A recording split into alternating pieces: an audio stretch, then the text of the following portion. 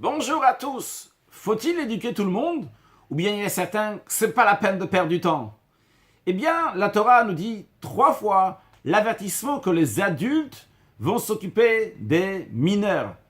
Une fois, lorsque la Torah dit de ne pas manger des shkatzim, des rampants, des insectes. La deuxième fois, lorsque la Torah nous dit de ne pas manger, de ne pas boire du sang. Et une troisième fois, lorsque la Torah nous dit dans la paracha de Hémor que les Kohanim, les prêtres, ne doivent pas devenir impurs, de faire attention aussi que les Kohanim mineurs, eux aussi, ne vont pas devenir impurs. Pourquoi dans ces 3 endroits-là particulièrement la Torah nous le dit? Ici, la Torah nous dit un message. Comment il faut s'occuper de l'éducation?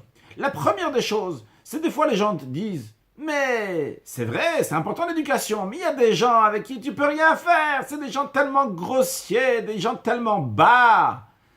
On ne peut pas les éduquer. Tu ne peux pas leur dire un mot de Torah, ils ne sont pas intéressés, ils sont dans un autre monde. » Eh bien, la Torah te dit « Regarde, celui qui mange des shkatzim, des insectes, des rampants, des choses que une personne naturellement dégoûtée de cela, nous dit le Talmud.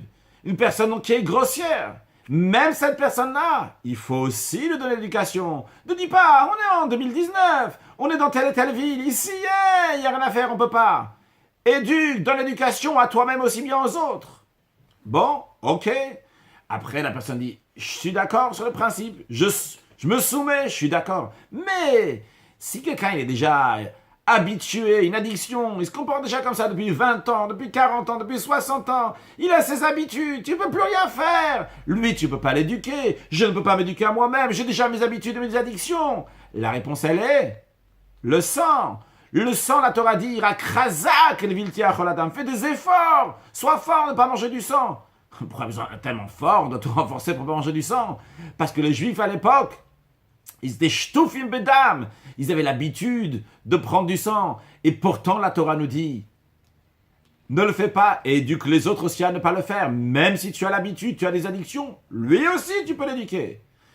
Après, la personne dit, ok, je me soumets, je suis d'accord sur ça. Je vais donner l'éducation. Mais je vais donner l'éducation, je vais partager le judaïsme avec d'autres, mais avec des belles choses, des actes de bonté, de bienfaisance, d'aider la société, des choses qui sont très très belles, qui sont rationnelles, mais des choses qui sont irrationnelles, comme des notions de loi de pureté et d'impureté, des miracles qui sont racontés dans la Torah, des miracles d'un rabbi, des tzadikim, des justes, des choses qui sont de là la compréhension, garder la pureté familiale, manger cachère, ne pas mélanger du lin et de la laine, ne pas mélanger le lait et la viande. Oula, ça c'est des choses qui sont dans la compréhension, je ne peux pas les partager avec quelqu'un d'autre que je vais l'éduquer. La Torah te dit non. Dans ce cas-là aussi, comment éduquer? Donne du spirituel, donne du surnaturel, donne d'irrationnel, des choukim, des lois qui sont irrationnelles. Et pourquoi tu as cette force? Parce que sache que chaque juif, il a dans son intérieur la volonté de faire ce que Dieu veut. Donc, allons-y, renforçons notre éducation, l'éducation des autres. Et conclure avec une petite anecdote.